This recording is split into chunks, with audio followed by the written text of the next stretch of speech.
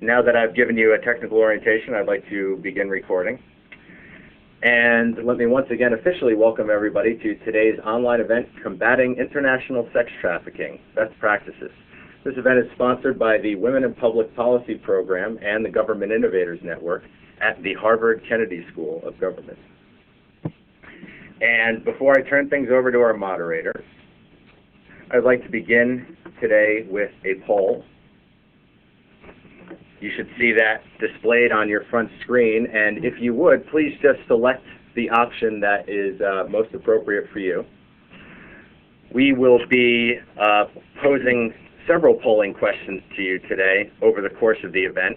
So if at any point you see a polling slide like this one pop up on your screen, you can just go right ahead and select whatever option is most appropriate for you. You don't have to wait for a verbal cue from anybody. And as you can see, we've got quite a professional spread. It's pretty diverse today. This is so neat. This is really so neat. All right, thank you for everybody participating in that poll. And as I said, we'll have more of those to come. But now, why don't I turn things over to one of our two moderators today, Ambassador Swanee Hunt, who is also the director of the Women in Public Policy Program here at Harvard's Kennedy School of Government. Ambassador Hunt. Thank you. It is an honor to be here. When I was at the end of my ambassadorship in Vienna, I was the chair of the team, the U.S. team that went to the EU conference on trafficking. And I learned so much from that experience. I really appreciate everybody taking the time to participate in this conference. And I hope you can stay as long as you can and participate particularly in these polls. Ash Institute here at the Harvard Kennedy School and the National Institute of Justice are the co-sponsors for this event, so many thanks to all of you involved. And this online conference is actually part of an initiative on trafficking in women and girls that we have been working on here at the Women in Public Policy Program, which I direct, but also we're working with the Carr Center for Human Rights and other parts of the university. Today, as you all know, there are a lot of figures about how many people are being trafficked and what's the definition of trafficking and what's the definition of slavery, but we're going to use an approximate number of 800,000, mostly women and children, being trafficked across national borders each year. And of course, many of these are trafficked into the slave trade, which is the largest subcategory. This afternoon, we've brought together an internationally renowned panel of experts to talk about best practices in order to combat this international crisis. And, it's interesting because I was talking with my co-moderator yesterday, John Miller, and I have to tell you full disclosure that he's my cousin, but I can't help that. And anyway, he was making the point that domestic violence, which we really take for granted as a public policy theme, that wasn't a public policy theme 30 years ago. I mean, I worked on it really early as it was becoming described, and there were responses to it. And so I think that we're at that point in trafficking as well.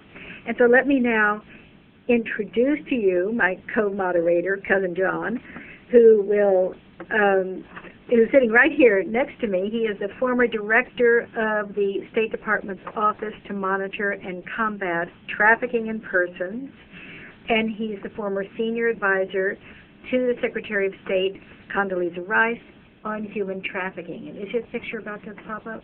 There he is. There he is, with an American flag behind him. Okay, Cousin John. Okay. Ambassador Miller. Thank you, Ambassador Hunt.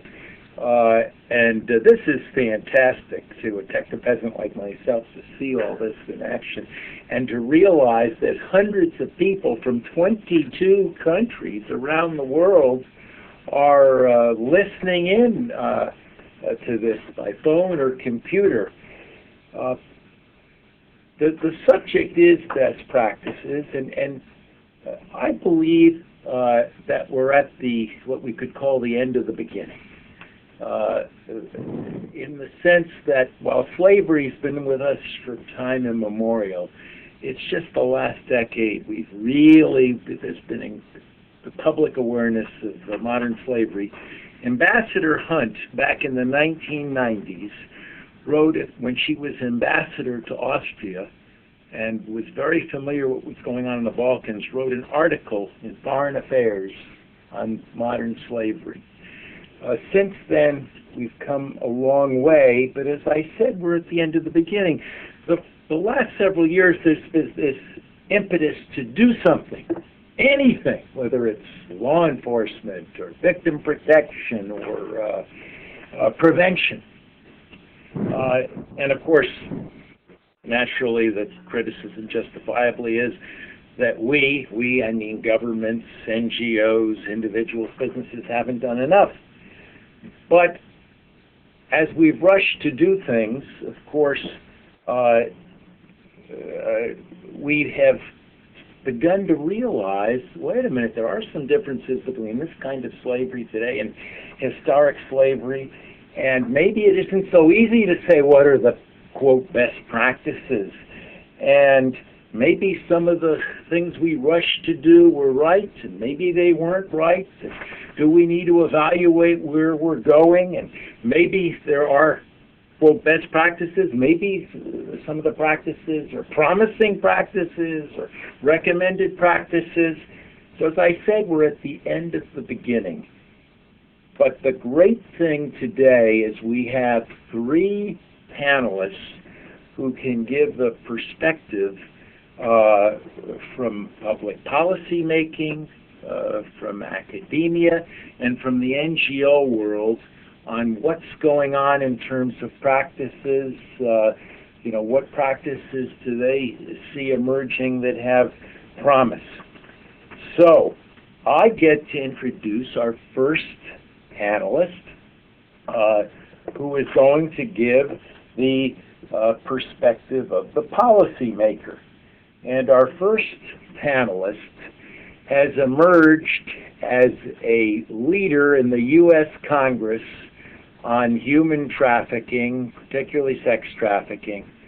But that probably understates Congresswoman Carolyn Maloney's importance. I think one could say the last several months that she has been the leader in the U.S. Congress, drafting, shaping, pushing through the new Trafficking Victim Protection Reauthorization Act, getting it passed by the House 405-2, and now organizing and cajoling and trying to get the Senate to pass similar legislation. And this legislation includes provisions increasing our trafficking efforts in many areas, also increasing our efforts in the United States in going after the pimps who are the chief sex slaveholders.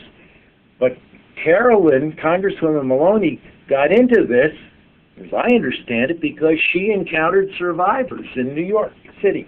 And so she has some personal experience, isn't just sitting up there in the halls of Congress. So with that, I'm going to turn it over to Congresswoman Maloney to talk about policy making from the point of view of the legislator. I mean, legislation, whether it's at the U.S. national level, whether it's at the national level of any country in the world, whether it's at state, provincial level, or local level, is really important.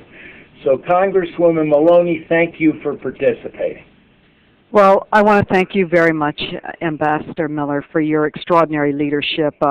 When he was the head of the anti-sex trafficking office in the State Department, they really elevated it to a level of great respect in our country and internationally, where countries were rated on how they were progressing in ending this form of abuse and slavery of other people. And he did an extraordinary job. And Swanee, Ambassador Hunt, this is quite an extraordinary opportunity to be linked up with people across the country.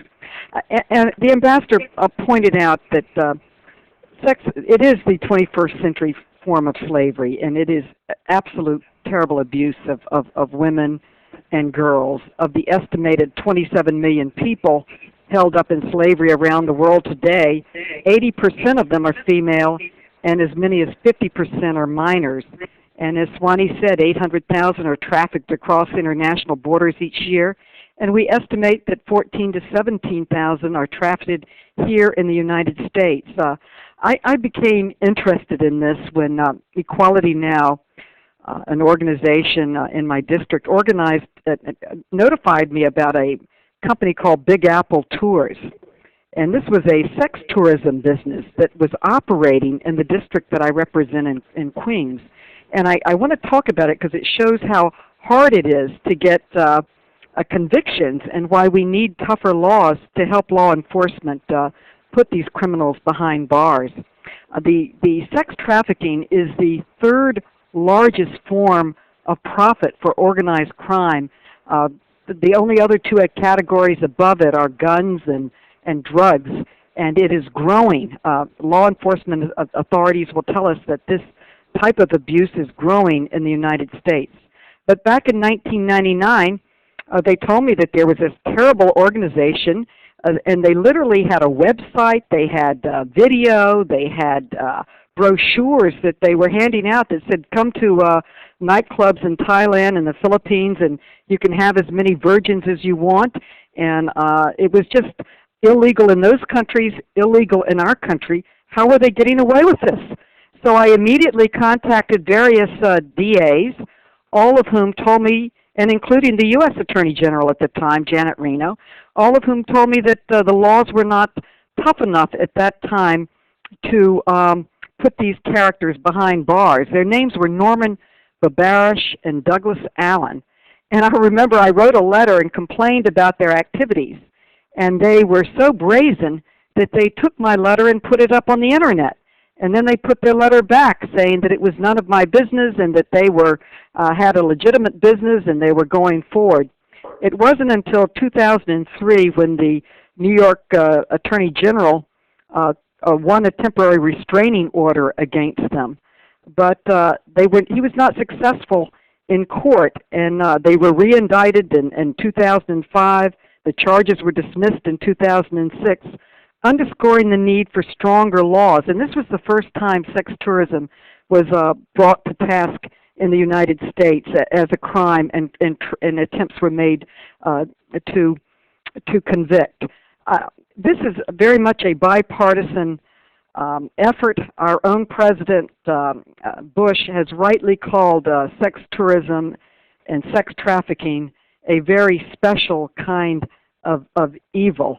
And in a bipartisan way, we've been working since 2000 to pass the Trafficking Victims Protection Act.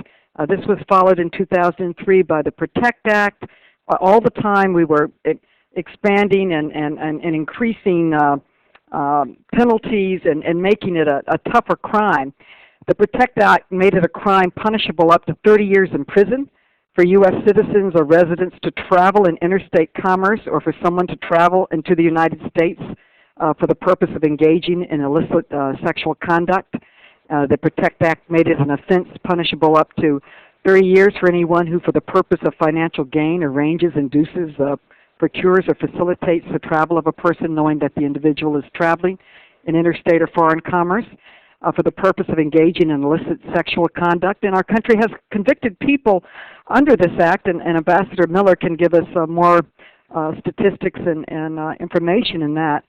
Then in 2006, I worked with Deborah Price. We were both co-chairs of a committee on financial services. We had a series of hearings that focused really on domestic trafficking, and heard the stories, really heartbreaking stories, of women in our country that are trafficked. It was very hard for me to stomach as a former teacher to see the system break down in terms of teachers and social workers not hearing and responding to the problem. And I congratulate Polaris, I know you're on the line, for all of the extraordinary work you've done to help people. But we wanted to focus on the demand side, so we passed the In Demand for Sex Trafficking Act, which required the Justice Department to have statistics and oversight and numbers like we have on the State Department side, so that we can look at the domestic side. This year we had a tremendous success in the House of Representatives when we named our bill after William Wilberforce, the great person who championed the ending of slavery.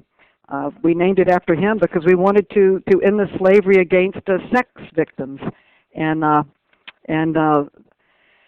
Oh gosh, you have there a picture of the exploitation. I just want to ask the panelists and everyone to turn to this picture. I think this was in Prism magazine, and I think it is the best case for ending sex trafficking and really not legalizing prostitution. If you look at the faces of the young girls, it's the first day they were arrested, and they all look very different. But every 6 months they were rearrested, and it shows a period over 2 years. If you look at their faces at the end, they all look the same because they are destroyed individuals. They have no identity. They have no self-worth. They've been abused and exploited in the worst way. And to me, I find this portrait of exploitation really haunting. It literally gives me nightmares at night. And I've carried it to the floor of Congress in various efforts to raise consciousness in support of the legislation we are supporting now, and in support of passing stricter laws against the exploitation of women and girls. The law passed the House of Representatives very strongly, but we are working very hard now to get it through the Senate. And I thank everyone for being on this panel with me, and hopefully it will raise awareness for our senators to introduce it and help us to pass this that would allow for increased prosecutions of traffickers by ensuring that fraud, force, or coercion on the part of sex traffickers or a victim status as a minor is made an element of a more severe punishment, but not the required basis for federal felony prosecution. It's very, very hard to get the victims to testify against their pimps, and this is very, very necessary.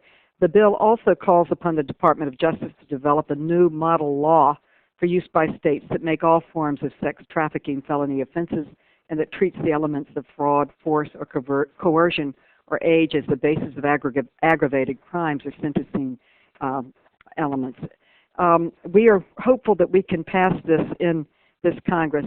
But when we passed the In Demand in Sex Trafficking Act, Deborah Price, who was then the co-chair of the anti-trafficking law, and this shows the bipartisan panel that were there for the signing of this important law. She said on the floor, and I remember it to this day, and I want to quote her. She says, "There is no politics in the sex trade, and when this body is constantly portrayed as bitterly partisan, it is a joy to provide one more example that this is not the case." That was enacted into law. The bill we have before us would reauthorize and have stricter penalties, and it was very, very important. I just want to conclude by saying that of the 450,000 kids who run away from home each year, 1 in 3 are lured into prostitution within 48 hours of leaving home. And the average age of entering prostitution is 12 to 14.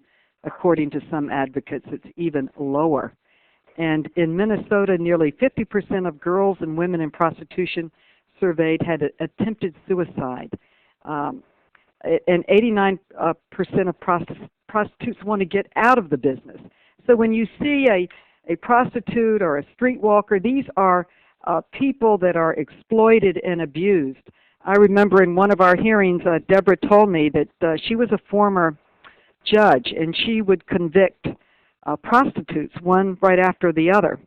But after our hearing, when we started talking to victims, to former prostitutes, to children that had been abused in the sex trade, we knew that we had to shift to the demand side, the Johns, the pimps, the people that are abusing them, and to make that the crime.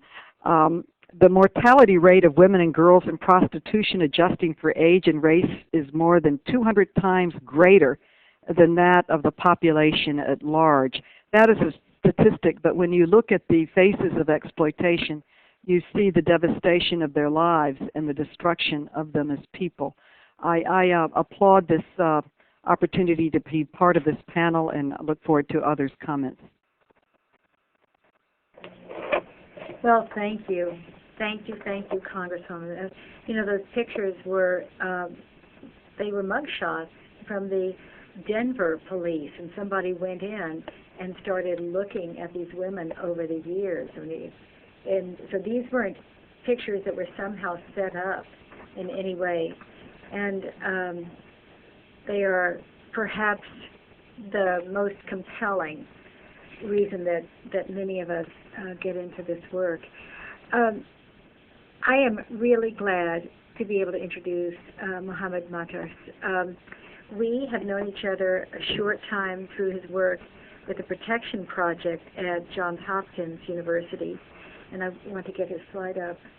It's coming up now. And all over the world, he is known. I mean, he's there with his team, giving out information, collecting information, and he really is a source of great knowledge. I was with him for dinner recently, and it was really interesting to see the scholars he had collected from all over who were working on a curriculum on for how to teach students how to spread this word. So if you think about the pyramid of influence, he is very much up there in the top. So thank you very, very much for being with us, and may I turn this over to you?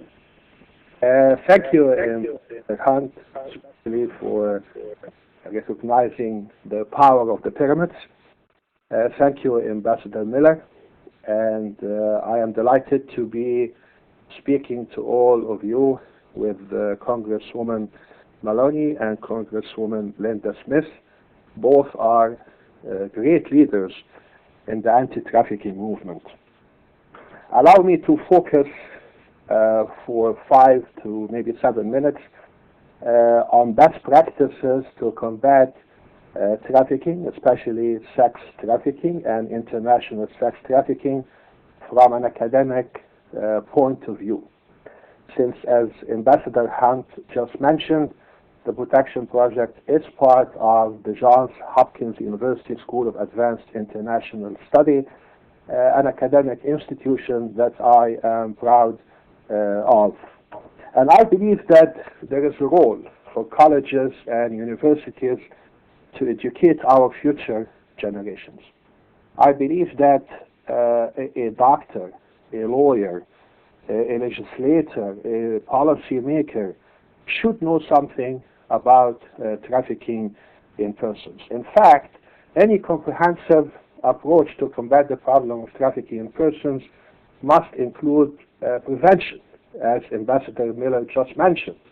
When I talk about a comprehensive approach to combat trafficking, I talk about the 5 P's of trafficking: prevention, protection, provision, prosecution, and participation. The traditional approach is to focus on the 3 P's. I have more ties than others, so I distinguish between protection and assistance, and I emphasize a role for civil society. That is what I call the principle of participation. And when I speak about civil society, I do not limit myself to non-governmental organizations. Definitely I include academic institutions.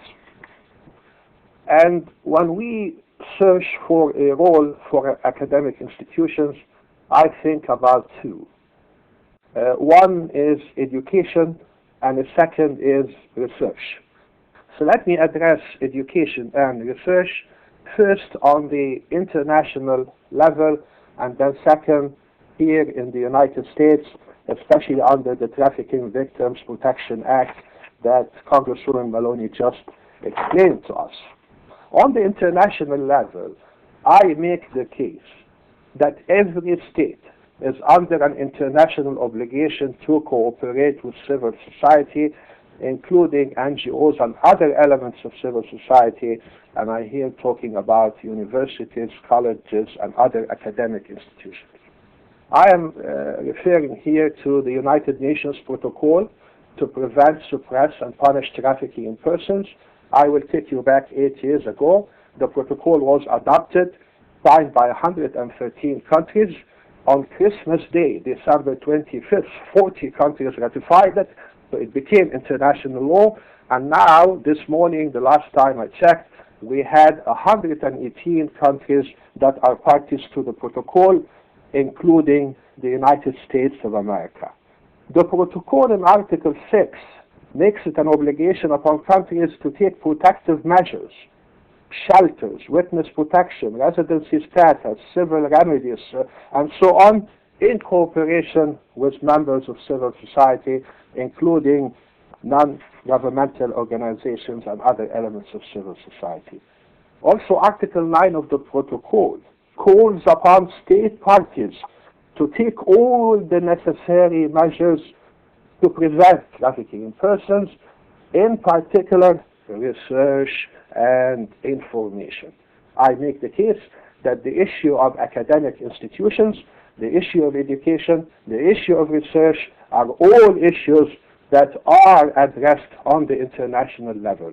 So if a country would like to fully comply with the United Nations Protocol on Trafficking, this country has to conduct the necessary research, has to understand the scope of the problem, has to provide statistics on the status of the problem of trafficking. Only then will be able to design an appropriate response to the problem.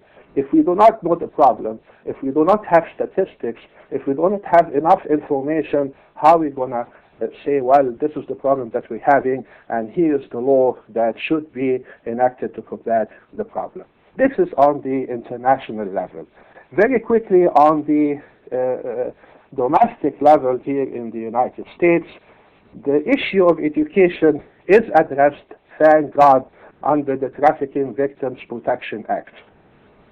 And if Linda asks me, and she always asks me questions, and she tells me, what is your favorite provision of the TVPA, I will tell her, and she knows that, it is Section 112. It is what I call the research section of the TVPA. It was added in 2003. It calls upon institutions, including academic institutions, to carry out research, especially in areas that we're having difficulty with. One, under Section 112, is the economic causes and consequences of trafficking in persons. The second, and we have difficulty with also, is the interrelationship between trafficking in persons and the global health risks, including HIV/AIDS. And then in 2005, thanks to the U.S. Congress, 112 was expanded to include the interrelationship between trafficking and terrorism, quantifying the problem of trafficking. As you all know, the main challenge that we have now in the anti-trafficking movement is identification of victims of trafficking. Congresswoman Maloney and Ambassador Hunt mentioned numbers. The numbers have to be researched. Victims must be found. We have to reach the victim if we want to reach out to the victim. We have problem in this country identifying victims of trafficking. Let me now, by way of conclusion, turn to what is happening nowadays in American campuses, and I know that we are heard by university students all over the country. Back in November 27, and Ambassador John Miller, who has been always a great supporter of the Protection Project, we organized a conference, and I sent a survey out to 468 professors. I asked the question, when you teach in a university or a college, do you address issues related to trafficking? The good news that some professors have courses on trafficking. Ambassador Miller had a great course on slavery and trafficking. And then other professors, we would like to encourage them when they address global health, women's studies, globalization, children at risk, international law, labor relations, please take notice of the problem of trafficking in persons and include it in your educational curricula.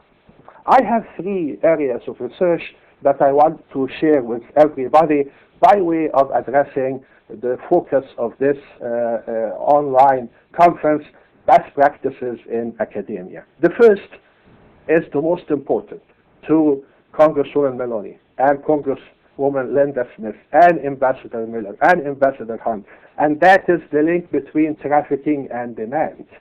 And that's why I support the TVPR 2007. I think that demand is the most critical problem that are we facing today in the anti-trafficking movement. Unfortunately, most countries rely only on prevention. So they want to educate the public about the harmful consequences of engaging in illicit sexual activities with victims of trafficking. Although this is fine, it is not enough. We have to also do something about prosecution. And I believe that TVPRA 2007 is moving us from the prevention model only to the prosecution model, something that I support, something that I have been advocating for years. So I would address the issue, the link between trafficking and demand, as the first issue that requires further research. How much does demand contribute to the crisis of sex trafficking? The second, very quickly, is the link between trafficking and technology. The internet, unfortunately, is being used to promote illicit sexual activities, including child prostitution, sex trafficking, mail order brides, child sex tourism, and the like. I think that technology may be used for good purposes. I would just give the example of what happened recently in the last 3 or 4 years in the Gulf states, where, as you all know, camel races are very popular there. Instead of having children being exploited on camels, countries in the Gulf went to a Swiss firm, paid almost $1.5 million, and now instead of having children serving as camel jockeys, we have robotic jockeys. Everyone costs almost $5,000. But this is just an example of a best practice, how technology can be used in a good way and not in a bad way. Finally, the link between trafficking and trade. Everyone now is talking about the free trade agreements that the U.S. enters into.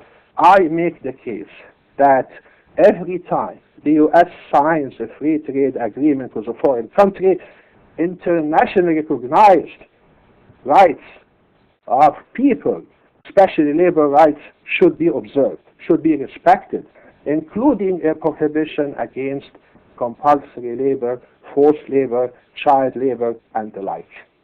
Also, the World Bank has to have a role here, talking about the link between trafficking and trade. I make the argument that the World Bank should take anti-trafficking policies in its approach to international development. We want to make sure that before a government gets a loan from the World Bank, the government is observing human rights standards, including protection of the rights of victims of trafficking. Let me conclude by saying that I encourage research, especially PhD dissertations and maybe master dissertations, on the issue of trafficking, especially sex trafficking and demand. I have students all over the world that I am working with on the issue of trafficking. I have a student, a scholar in Turkey, who is writing a piece on sex trafficking under the new Council of Europe Convention on action against trafficking human beings. I have a student in Syria who is writing a dissertation on the scope of the problem in the Middle East. There is a student that I met this weekend in University of Denver who is addressing the role of faith-based organizations in drafting the Trafficking Victims Protection Act. In conclusion, let me say that I am for TVPRA 2007. And I am for just making force, fraud, and coercion, as Congresswoman Maloney just mentioned. I would have force, fraud, and coercion as requirements for an aggravated sex trafficking. But sex trafficking should be prosecuted regardless of force, fraud, or coercion. A legal means should be irrelevant in all cases, as you all know, I always make the case that in sex trafficking, consent is irrelevant. Having said that, I will now give the microphone back to Ambassador Hunt. Thank you. And also we have a thesis that I've been reviewing here at Harvard that is looking at public-private partnerships and whether or not those have been successful, in the first ones, getting businesses to work with the public sector. And it's not a very happy picture, actually, as a model. But if you want to know more, send me an email. You mentioned some people have been writing in asking for the statistics that Congresswoman Maloney used. And Congresswoman, you have a book coming out, do you not? Yes, I do. It's coming out May 16th. It's called Rumors of Our Progress Have Been Greatly Exaggerated, Why Women's Lives Are Not Getting Any Better. And it has a whole section on sex trafficking, which really hurts women most, and it really has case studies and people that testified before our Congress and people that we worked with. But I must say the professor's statements were so good, and I loved his idea, and I might even legislate it, about making World Bank loans, predicating it on how they are combating sex trafficking in their own countries and our IMF efforts. I think that's a brilliant idea. And you gave such a strong statement that pimping should be a crime. If you look at the faces of the women in the Denver mugshots, as Swanee pointed out, there was no consent there, believe me, when you see how destroyed they are as human people. Thank you so much for that fine statement, Professor. Thank you. And let me add that Kevin Bale's book, Ending Slavery, is a very, very fine piece, but also there's a brand new one out by Skinner, and what's his first name? Ben Skinner. And I have to tell you, it has some amazing descriptions of Cousin John here, and I recommend to you A Crime So Monstrous. And John, Ambassador Miller, would you like to pick up here? Sure. I get to introduce Congresswoman Linda Smith. Now, people out there in 22 countries are going to say, well, why do we have two congresswomen on the panel? And a congressman. Congressman, right, Yeah, a former right. congressman. Well, the reason is that for the last decade, after leaving Congress, Congresswoman Linda Smith has put her heart, her soul, her dollars into fighting sex trafficking around the world. She has been setting up shelters in India. She has been working in Haiti. She has been working in South Africa. Hope. Was I cut off? No, yeah, I did it. You know, say, I cut you off. So through her, yeah, she has been working in South Africa. Should I start over? Yeah, no, just that last bit. Okay. I was just explaining. We had a little technical glitch. Yeah, right. The Congresswoman Smith, through her organization Shared Hope, has been working with survivors around the world, from India to Haiti to South Africa. She's been involved in research. She's been involved in dealing with the needs of everyday survivors. So with that as an introduction, I will turn it over to my longtime friend, Congresswoman Linda Smith.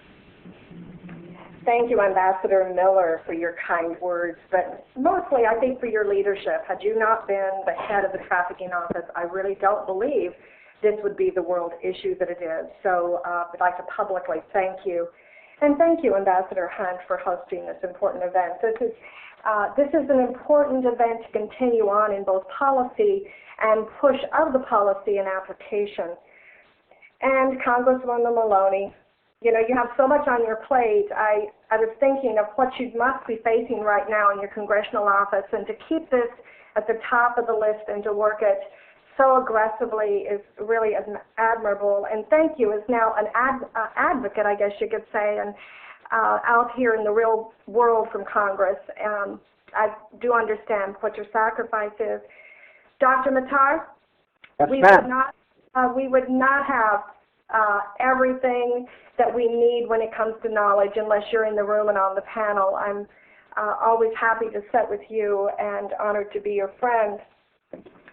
I think that first thing I would like to say today is that we have been working around the world with partners that are usually local groups and indigenous groups to help women and children enslaved in the sex trade for, I guess, 10 years, but we've been providing them with shelter, health care, education, and vocational training opportunities.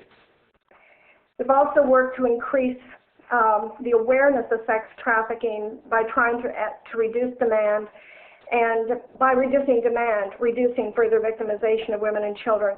We do assist women and children in their escape from traffickers and pimps, and we build communities, actual villages, that heal and empower the victimized. To develop effective strategies to rescue and restore victims of trafficking, you first have to identify the woman or child as a victim and not label the individual as the crime committed against her. Unfortunately, example close to home for many of us is what the label of child prostitute has done to deny justice to children in the United States.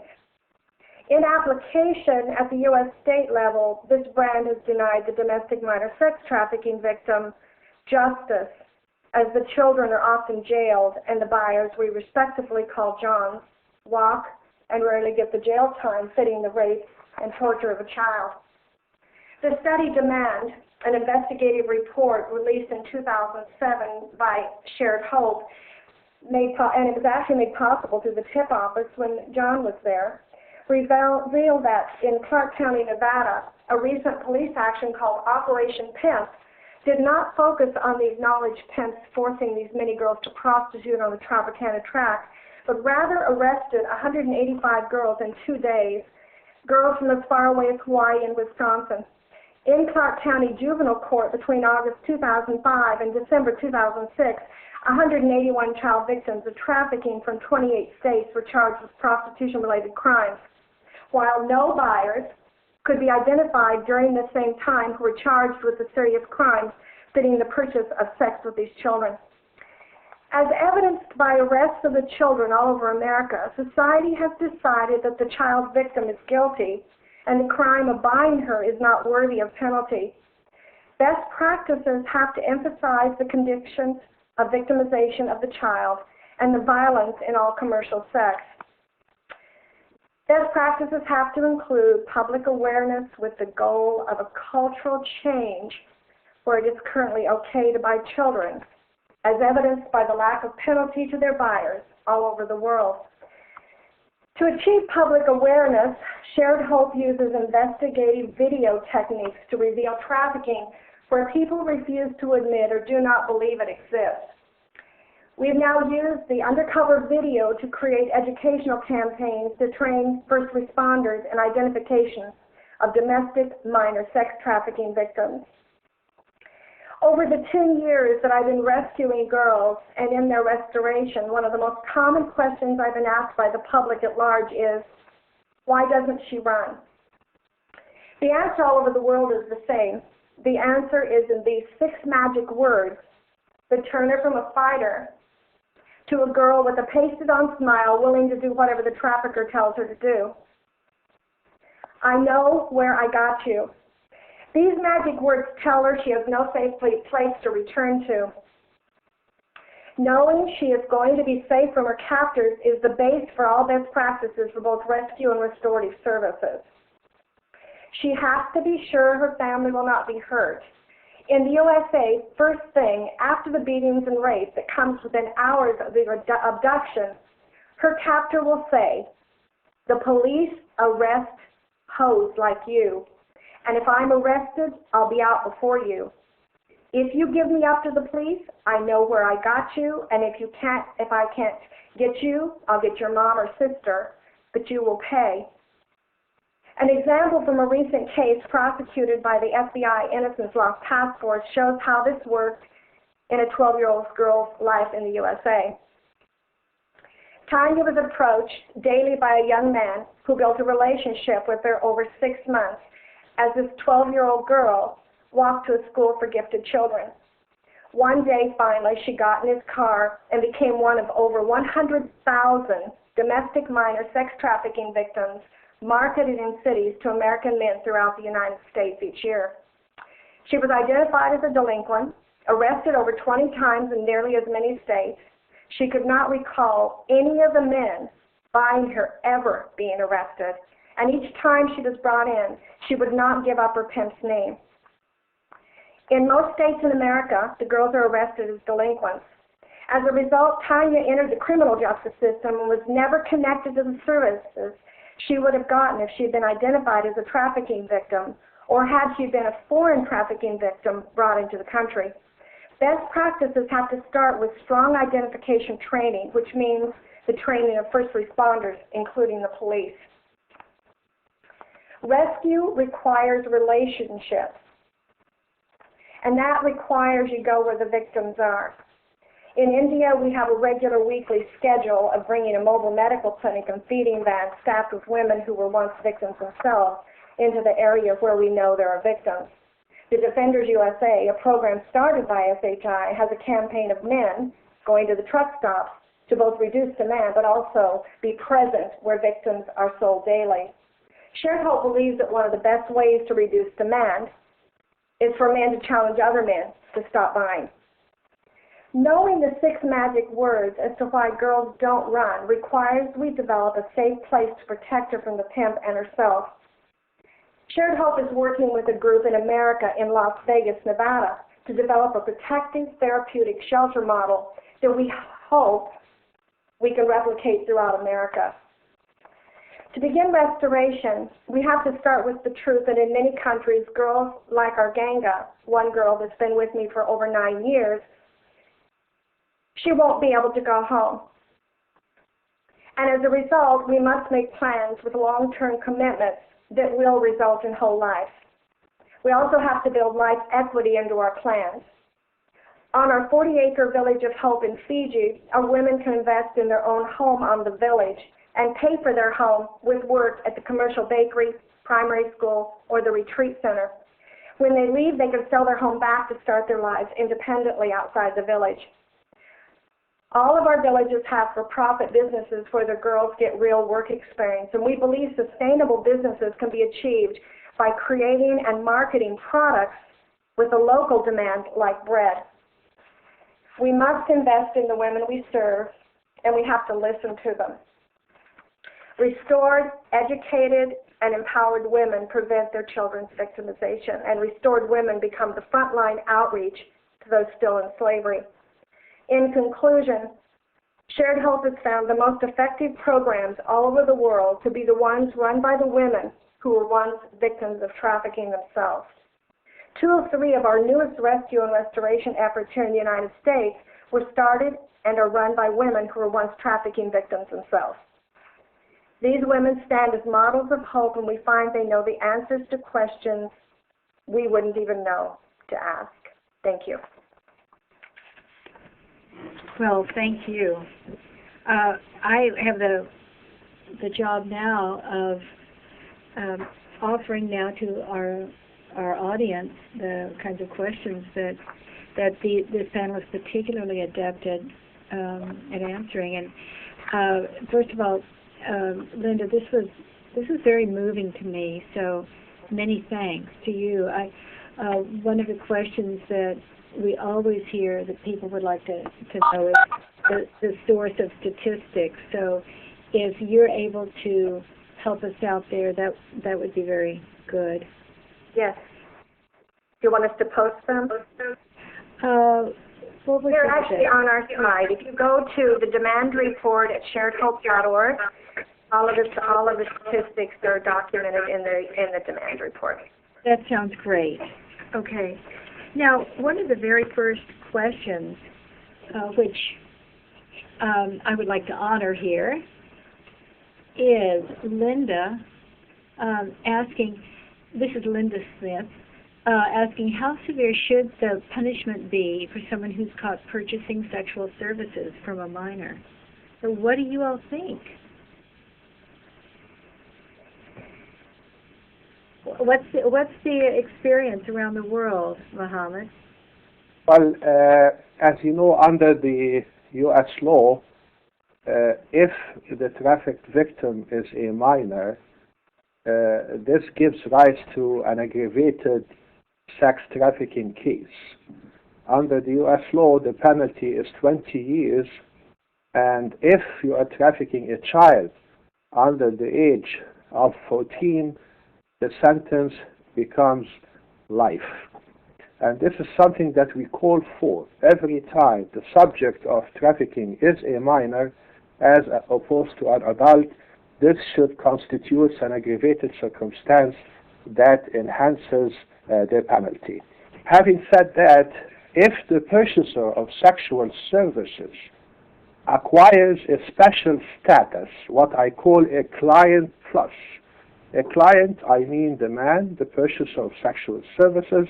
By plus, I mean that person, that client happens to be a tourist. So a tourist here is a special status that requires a special legal response. Under the U.S. law, the penalty becomes up to 30 years in prison under the PROTECT Act 105. The good news that under TVPRA 2007, the Congress would like to hold a travel agency liable, not for organizing a tour for an American to engage in illicit sexual activity with a minor, but with anybody. I understand it has passed the House, hopefully passed the Senate, because as you all know, I do not distinguish between child sex tourism and sex tourism. I make the case that sex tourism should be a crime in all cases. Thank you. Would anyone else like to add to that? Okay. I would like to comment on my own question a little bit. I think the bewildering thing that we're finding, we're in 2 of 10 states that we've been asked to assess by the Department of Justice. We are finding that the numbers of children arrested is high for a variety of reasons. The number of pimps is starting to grow if the Department of Justice picks up on them. And still, there is little pushback on demand. Men who buy sex with women, but especially children, do not pay any consequence. If they were to molest the child in a neighborhood or you have sex with her, they would go to jail for years. If they buy her and have her delivered to their room in Las Vegas or Atlanta, Georgia, there is very little to, just virtually none, that are arrested.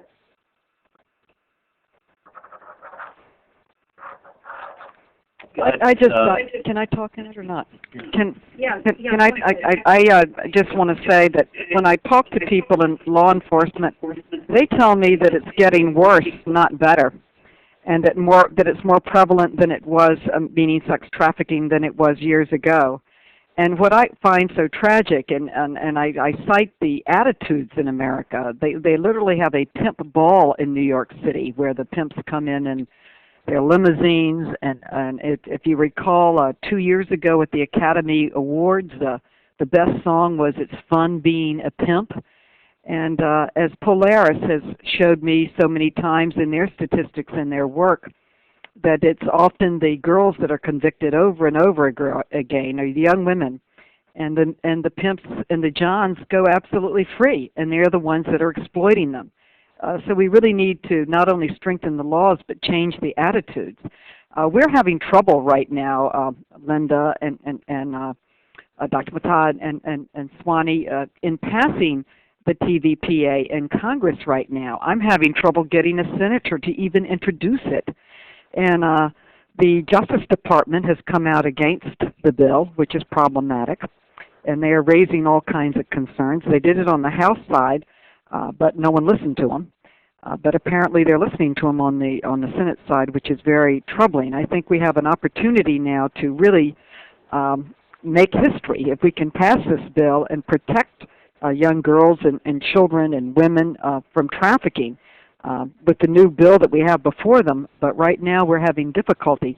I might reach out to you, Ambassador and Ambassador Hunt and Ambassador Miller, that maybe we should have this type of forum on the Senate side next week or the week after and invite the senators over to hear how problematic it is and how urgent it is that we introduce and pass this reauthorization law.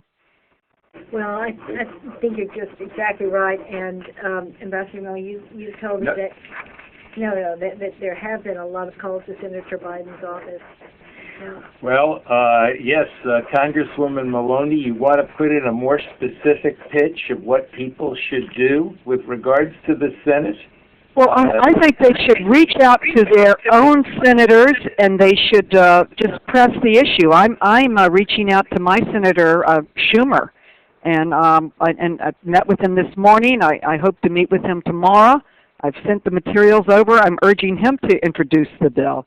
I've reached out to Biden over and over again, and to Leahy, and to Senator Brownback, who has been a big champion of this, as has been Biden and Leahy in the past. I just feel that I don't know what is going on. The Justice Department, of course, gets to make a decision of how they allocate their services or their time and their personnel, and why they are fighting absolutely every aspect of the bill. I may put the letter up on my website so people can get to it and look at it themselves, and I'll send it to you, Ambassador Swanee, Hunt, to get out to all the panelists. They're objecting to practically every section. We had one section where we were giving awards to people like Linda Smith, who are out there in the field fighting to protect young people and really working hard, and they even objected to that. They said it took away the authority of the president. I mean, it's to me, a ridiculous document.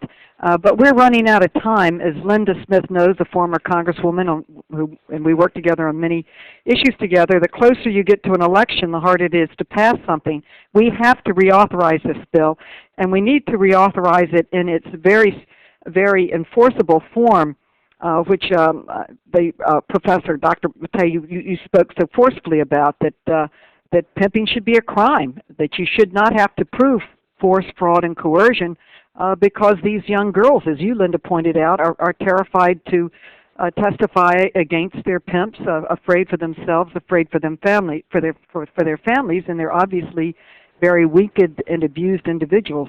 I must tell you that every time I participate or even read about this issue, it just breaks my heart, because I don't think any crime is worse or more cruel.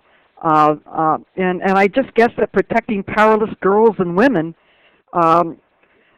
especially when many people consider them to be the criminals, is not a high priority for district attorneys or attorney generals or for law enforcement. And we have to reverse that and make it a priority by passing this important legislation. It's an absolute must. It'll save lives. Thank you, Congresswoman Maloney. I guess to sum it up, you're up against an alliance of the Erotic Service Providers Union and the Justice Department. That's an unusual alliance, isn't it? It's an unusual alliance, but it's proving to be a pretty powerful one. Ambassador Miller, I thought that it would sail through the Senate as it did the House, but we're having difficulty even getting someone to introduce it, which is very, very, very troubling. Just one comment. I don't think they're going to go to elections without passing a bill, so they're going to end up, I think, with the bill, Carolyn. But Ambassador Hunt, it depends what kind of bill, and they can just reauthorize it in a very weakened form, without the many very tough penalties and tough standards and protections that the bill we authored on the House side has. Right, and this is Swanee. That was Linda who made the comment. Oh, I'm sorry, Linda. No, that's okay. I think there's one section here that's particularly strong, and that is the VOCA amendment, which is in the 2007 bill that amends the Victims of Crime Act to specifically state that victim and victim of crime include an individual who is exploited or otherwise victimized by any person in violation of TVPA or state law. And I think you did it. That's a really strong provision it was nice to see that connection. Just admirable. We want to make sure that gets through. So you're talking about the provision that violence against women funding should be allowed to go to those who are in some ways the most victimized women of violence. Yeah. Okay. Let's move on to the next question here, and this was addressed to Dr. Mattar and Congresswoman Smith, but I think it comes up. It used to come up. I know back when I was an ambassador looking at the annual TIP report, and the question from Genevieve is, how do you address the problem of, quote, anonymity, unquote, of the victims of trafficking when trying to collect accurate data? How do you, quote, find, unquote, victims in U.S. and other countries? Anybody want to comment on that? Yes, I would like to comment. Go ahead. Okay, I think it's a very important question because, as I mentioned, identification of victims of trafficking is the most challenging issue that we have. We can address it on two levels, on a conceptual level and on a practical level. On a conceptual level, we have to define sex trafficking differently. So it would not be limited to just prostitution, and that's why the TVPA does not talk about prostitution except on Section 102, finding of Congress defining sex industry to include prostitution. It talks about a commercial sex act. And I make the case that too many cases of sex trafficking in this country ends not in prostitution but in sexually explicit performances. Whether we're talking about strip clubs or massage parlors or other types of activities that I believe should be illegal, but they are not. So the idea here is to try to expand, if you want to move from the conceptual level to the practical level, I believe that we have to expand our research for victims of trafficking to these facilities and establishments that are really engaged in prostitution, whether we call that prostitution massage or stripping and the like. If you take a look at the first case that was decided under the Trafficking Victims Protection Act, United States versus Virchenko, it was about stripping. It was not about prostitution in the technical sense. So I would offer that our search for victims of trafficking, if we are talking about sex trafficking, should expand to all these places, try to find victims. If we take the case from the United States to abroad, I always encourage reporting by countries. As Ambassador Miller just mentioned, the TIP report is really magnificent. It is current. It is comprehensive. It is credible. This is how I describe it by using the 3 C's. But I would like other countries to do the same. Something like what is happening in the Netherlands. They have a national rapporteur studying the status of trafficking, including sex trafficking, in the Netherlands. I would like to see this happening all over the world, so countries would be reporting on the status of sex trafficking.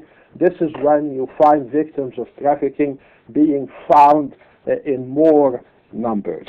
These are just ideas. Having said that, I understand the difficulty of the problem. I would like to add that we really don't have any good statistics on domestic trafficking and domestic abuse within our borders. We really don't, because of the reasons that were pointed out, and the lack of having an attempted oversight as we have in the State Department with their TIP report that monitors international and so forth. We don't really have that type of oversight within our borders, and yet the very gripping story that Congresswoman Linda Smith told us about the young girl, it's just heartbreaking. And to me it's even more heartbreaking because you don't want to admit or even it's so upsetting to know that this is happening within the borders of the United States. And since I've been working on it, I've been working and talking to more foster children and young children that have been abused and tricked, similar to the story that Linda shared with us. And it is just gripping. We really have to figure out how to get this bill through the Senate. It is just an absolute must for saving lives. If I may, Congresswoman, I think, and you're addressing the issue of children and statistics, one way of conducting research and finding numbers is to look into what we call vulnerable groups. So homeless, unaccompanied children, runaways. These vulnerable groups are really where you find victims of trafficking. So if I may add to what I mentioned regarding sex trafficking and expanding the search to other establishments, I think we have to go and do some work with these vulnerable groups, the homeless, the unaccompanied children, the runaways. I think we can find victims of trafficking there. In addition to that, of course, the whole foreign population, because when we talk about foreign victims, we talk about victims from many countries. There are communities here, whether we're talking about the Asian community or other community. I think also some work should be done by focusing in particular in these communities. Well, I think one place that you can look that is right in front of our faces in the United States is the criminal justice system. We're doing 10 assessments of 10 American cities, and we're going into the court records and the places where children are arrested or picked up and charged with prostitution. So when you look at the cases, it doesn't take very long to realize that the Center for Missing and Exploited Children's number of over 100,000 is how Ernie Allen says it. Is probably conservative. We found nearly 1,500 in Las Vegas recorded. I found the archives of nearly 60,000. It is unreal how many children have been marketed just in Las Vegas. So I think that there are some existing places. If a child is used in a commercial sex venue, she or he is a traffic victim. So given that, if they're charged with prostitution, it doesn't take long to figure out that kids that are brought up on charges or related charges to prostitution also are being pimped. And therefore, those are numbers we can go to. The other place that it doesn't take long when you go inside, you know, the UN has human rights investigative standards that we follow, but when we go inside with investigators as tour operators or men buying sex, it doesn't take very long to find the patterns. In those patterns, it doesn't take very long to figure out the numbers. So I do agree we need to study, but the reality is it's so big we shouldn't stop and study. And I think the problem with the states is with them arresting the kids. Our kids do not get services in the United States if they're an American-born child, unless by some freak chance the FBI gets the case, and then only then if they can put them together. If you have 5 kids, as there was in Las Vegas, all picked up at the same time as a sting there, 3 were foreign and 2 were domestic. The 3 were foreign got services. The 2 domestic they didn't know what to do with. They dropped them off at a shelter, and the pimp picked them back up. So no, I think we can really pick up on things that are there, and I would just be terrified to think that we'd stop trying to serve these kids because of another study. Although if the study went somewhere, I would like it to go to Dr. Mattar. But it's only by documenting do we prove the problem so that we can get the federal dollars and support for the victim services. I find it scandalous that there is not services for American trafficked young people, yet there is for foreign ones. How unfair is that? And Congresswoman, can you be really clear about the bill that you're discussing, or that you were discussing? Roger Seth wants to make sure that he understands which bill he's going to be lobbying for. Well, it's the reauthorization of the Traffic Victims Protection Act, which is before Congress right now. And we named our bill after William Wilberforce, the great fighter against slavery in England. and this is the slavery issue of our decade. It is H.R. 3887, which passed overwhelmingly in the House of Representatives. We do not have a Senate bill in. That's our problem. So we need a senator to introduce H.R. 3887 in the Senate as a beginning step in order to move forward. Once we get a Senate bill, then we can have the hearings, the markups, the meetings on the bill, but we do not even have a bill introduced before the Senate now. That's why I was talking to Ambassador Miller earlier that maybe we should just start having meetings on the House bill on the Senate side and see if we can just drum up some support. Now, this Reauthorization Act would allow for increased prosecutions of traffickers by ensuring that fraud, force, or coercion on the part of sex traffickers or a victim status as a minor is made an element of a more severe punishment, but not the required basis for a federal felony prosecution. And Dr. Mattar spoke so eloquently about this point in his opening remarks. It also calls upon the Department of Justice to develop a new model law for use by states that makes all forms of sex trafficking felony offenses and that treats the elements of fraud, force, or coercion or age as a basis of aggravated crimes or sentencing enhancements. That's very important since many states are looking to the federal government for leadership, and we need a strong model law. And one of the most frustrating aspects of the effort to combat trafficking has been the type of proof needed to make the case. And I mentioned that in my opening statements on the Big Apple tours. We still haven't even gotten a conviction against them. But under this law, we would be able to. And it would remove the need for the testimony from a traumatized victim, which Linda Smith made very clear, that often the victims have reason to fear the consequences to herself and her family if she testifies. And Go ahead. And also the Tier 2 watch list. You can't park there for indefinitely. And Ambassador Miller, you could talk about how that's very important in the State Department's annual Trafficking in Persons report, that you can't park certain countries on Tier 2 indefinitely. And also in the bill, it expands the use of T-visas to family members of trafficked foreigners to aid in the prosecution of traffickers. I want to also say that I'm the co-chair of the Human Trafficking Caucus. We have a bipartisan caucus that is co-chaired with Thelma Drake and Deborah Price and Bobby Scott and Chris Smith. And we're working not only to pass the legislation, but to raise awareness about the issue. And we thank you for this opportunity to do that today. Congresswoman Maloney, there's so many provisions in that bill, but the one that stuck out for me, because the Justice Department in their letter opposes this provision, is the provision that makes clear that you don't have to show that the trafficker, the accused trafficker, defendant, had actual knowledge of the age of the victim. I mean, right now, it apparently can be a defense. If somebody can take children in and do all these things and use as a defense, well, I didn't know the age of the child.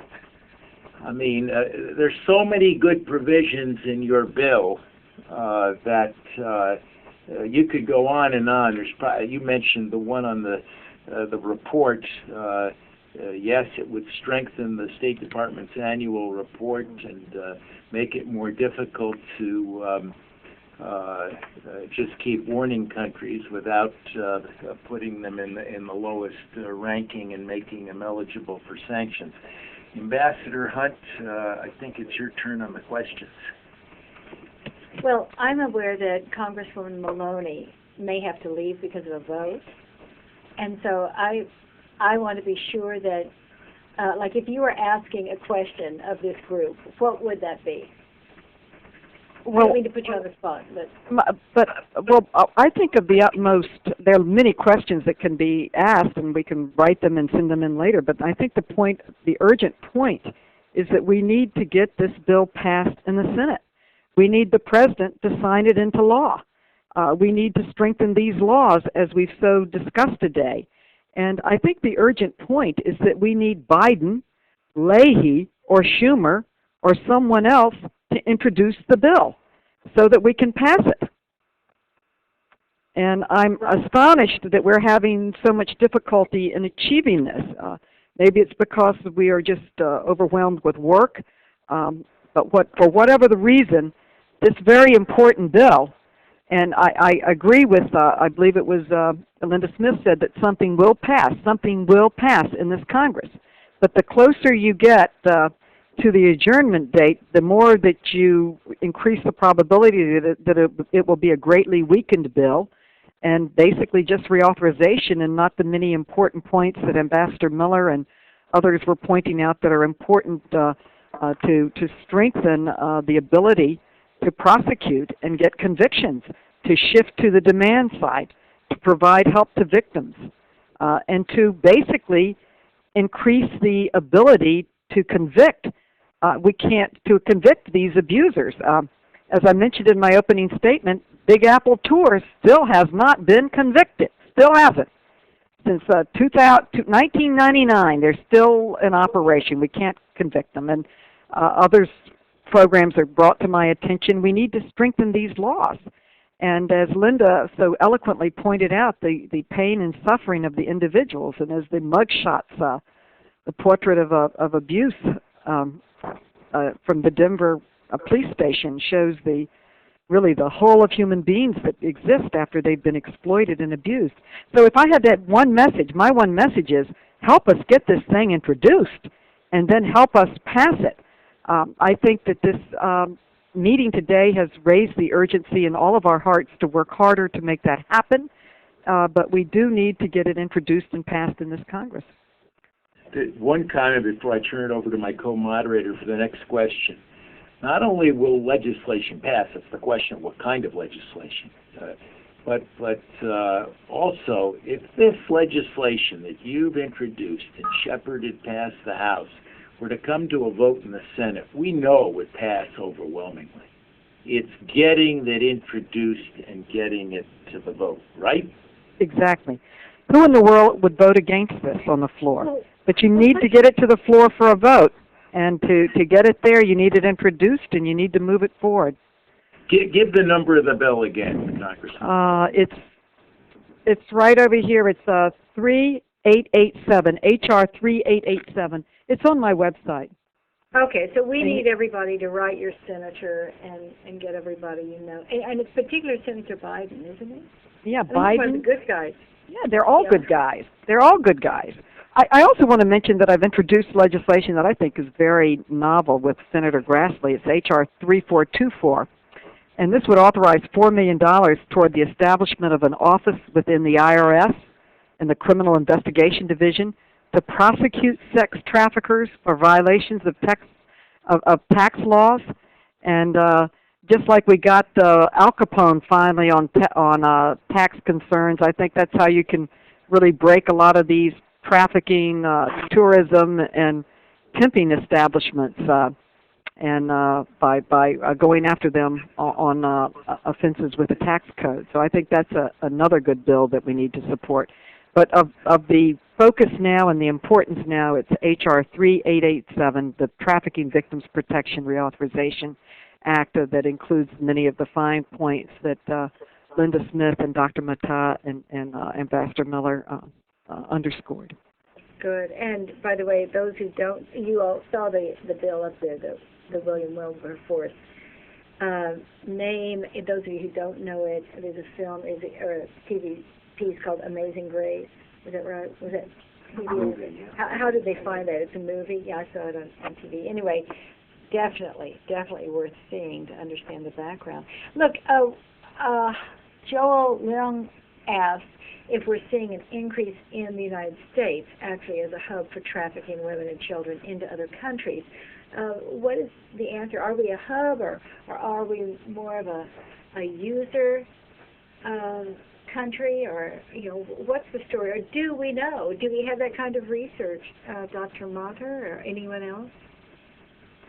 Of course, the United States is a country of destination for sex trafficking. How many, it is a problem. when TV passed in 2000, Section 102 talked about 50,000 women and children being trafficked into this country, mainly for sexual purposes. And then around the time President Bush gave his famous speech to the United Nations, September 23, 2003, the number was modified to 18,000 to 20,000. And now the official number, as was mentioned earlier, is between 14,500 to 17,500. Two questions here are, is the problem in decline in the United States? That's a question. The other question is, if you added these numbers, the 50 and the 50 and the 18 and the 20 and the 20 and the 14 and the 17, we're talking a number of a million here. So where are these victims? But we have a problem with statistics, and I think this is a main problem in this country. Also, and I see a related question here regarding the T visa.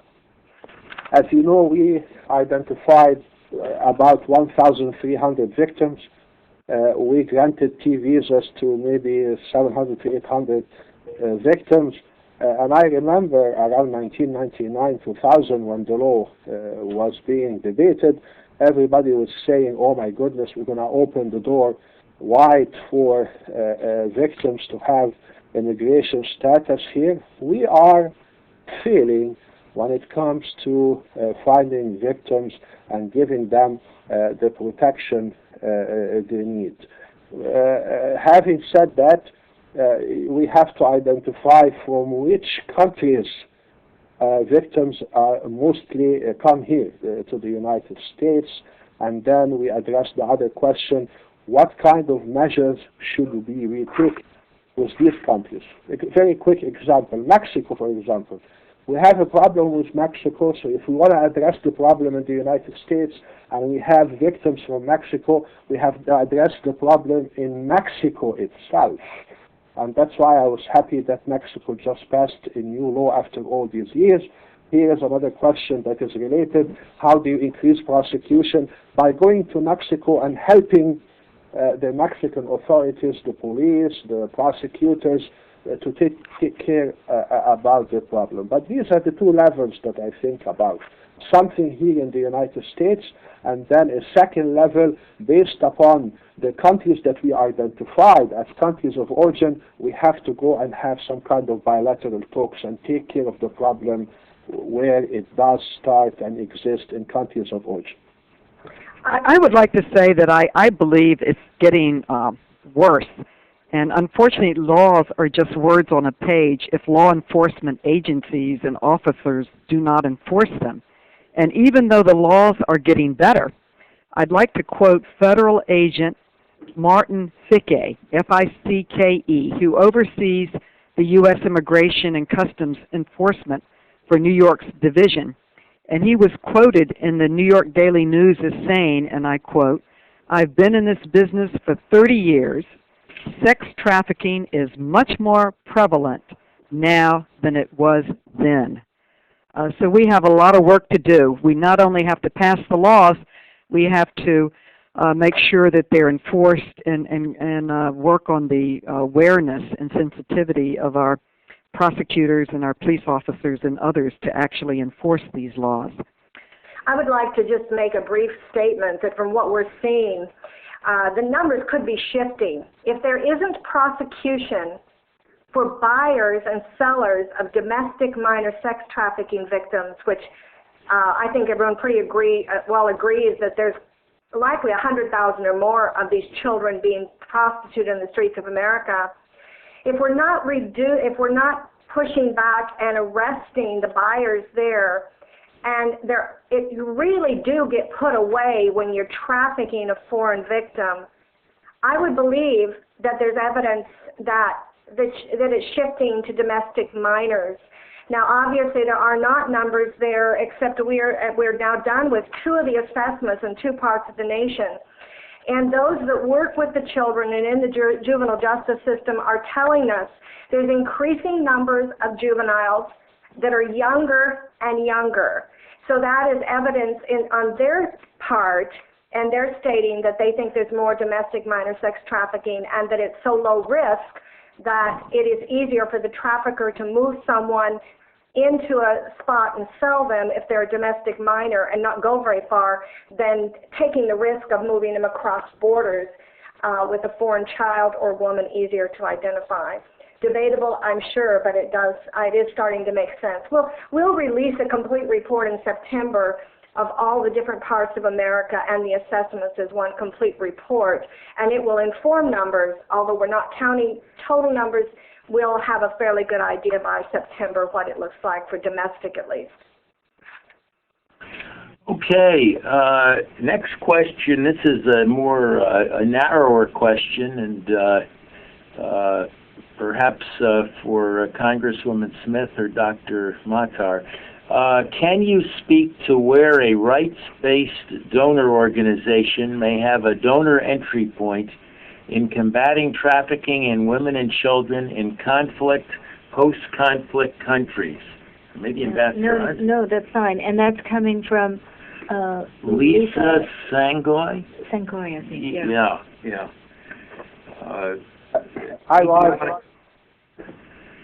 Anybody want to comment on that? I'm trying to understand the question. Can you speak to where a rights-based donor organization... Can you speak to where a rights-based donor organization may have a donor entry point in combating trafficking in women and children in conflict, post-conflict countries?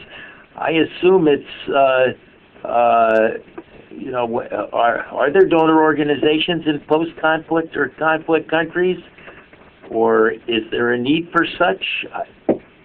My apology, but I'm not sure that I understand the question well. I myself have difficulty understanding the question, but if the question has something to do with post-conflict, I would suggest the one who asked the question to contact Professor Christie, who has a center in William and Mary, 3 hours from here, on post-conflict, a good center that is doing work all over. She just came back from Kosovo. She helped with the constitution there, and I think that will be a good source.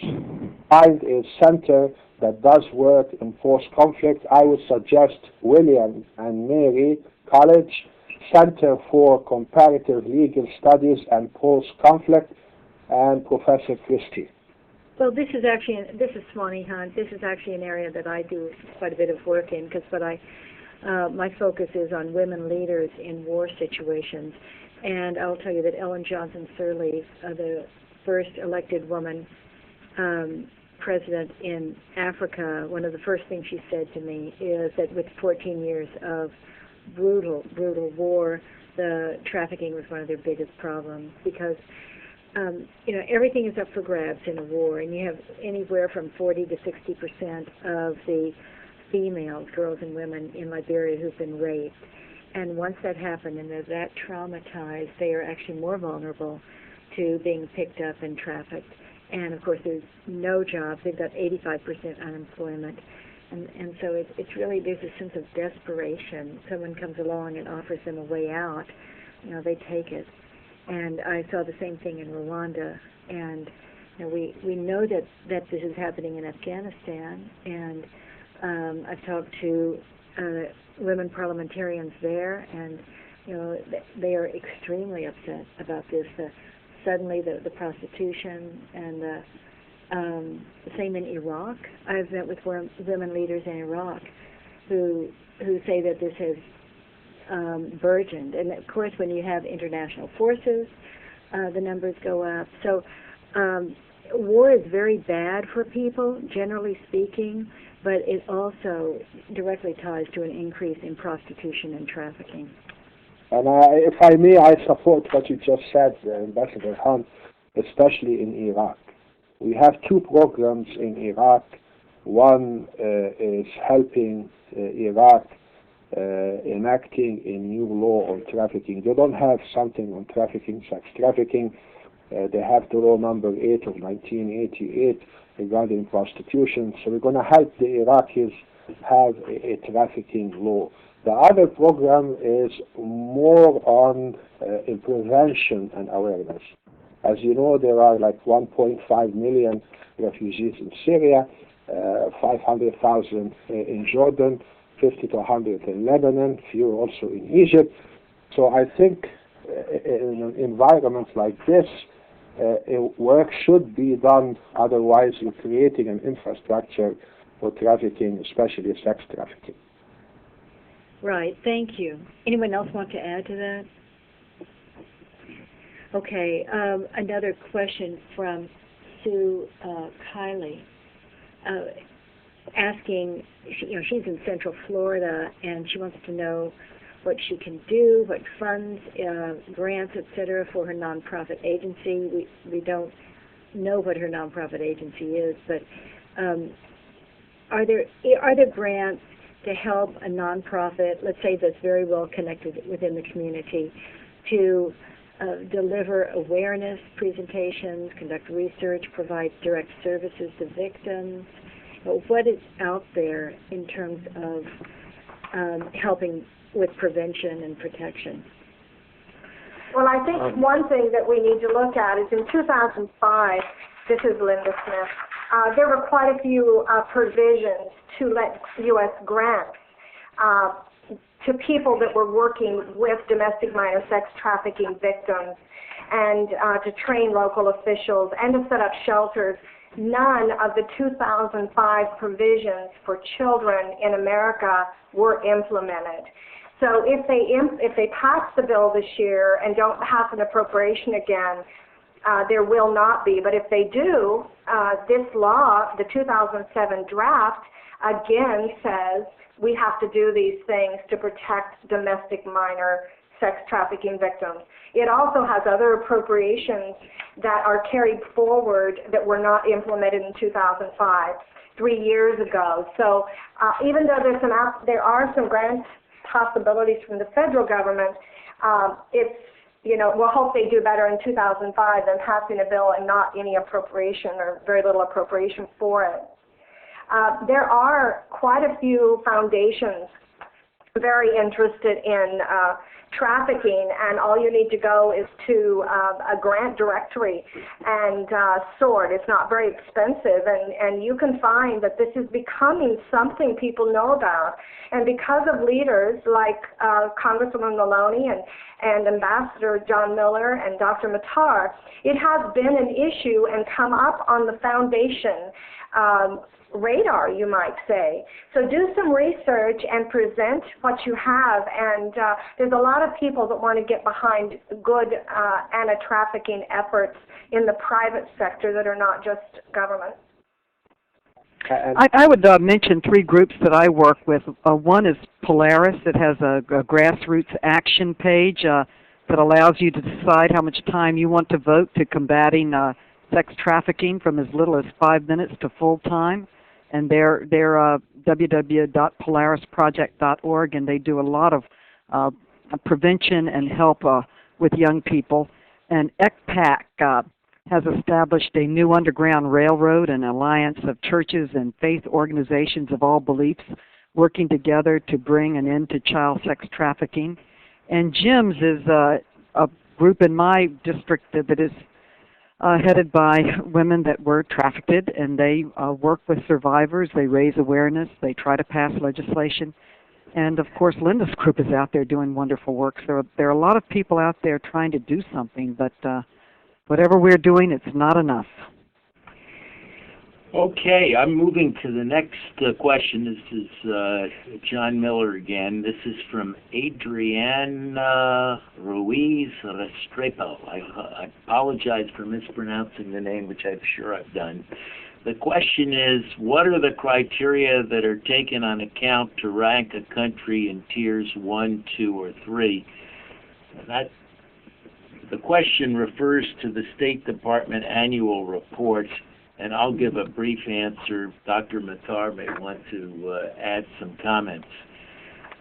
But the Congress back in 2000, as part of the Trafficking Victim Protection Act, in addition to criminal provisions, in addition to providing grants for victim services, set up a State Department annual report to evaluate what was going on in the world. By the way, there's also been provision made for an assessment of the U.S., but this question refers to the international report. And as Congress has amended the law, there are basically four categories, four tiers. Tier 1, the questioner refers to, are countries that meet the minimum standards. Now, that doesn't mean that there's no trafficking problem in those countries.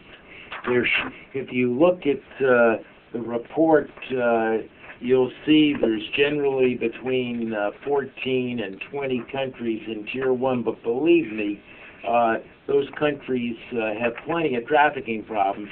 The criteria for meeting the minimum standards relates to efforts, and the efforts include an anti-trafficking law, provisions that provide punishment stringent enough to deter trafficking with regards to sex trafficking, provisions that provide penalties that are commensurate with other sex crimes such as rape.